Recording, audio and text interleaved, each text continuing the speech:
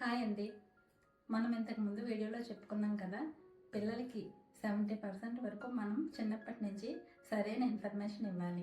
అదే వాళ్ళకు ఫ్యూచర్లో కాన్ఫిడెన్స్గా కానీ లేదంటే సెల్ఫ్ డౌట్ ఫియర్గా కూడా మారే అవకాశం ఉంటుంది. కాబట్టి మనం ఇచ్చే ఇన్ఫర్మేషన్ బట్టి పిల్లల్లో కాన్ఫిడెన్స్ అనేది పెరుగుతుంది.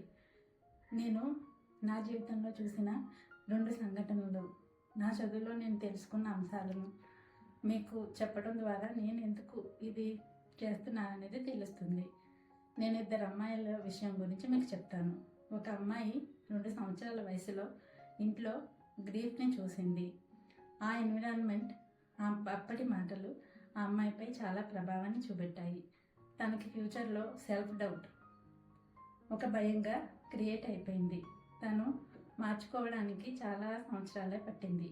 అలాగే మరొక అమ్మాయి పేరెంట్స్ గొడవల మధ్య పెరిగింది. ఆ అమ్మాయికి ఇన్సెక్యూరిటీ ఫీలింగ్, ఇన్ఫీరియారిటీ ఫీలింగ్తో చాలా రోజులు ఇబ్బంది పడింది.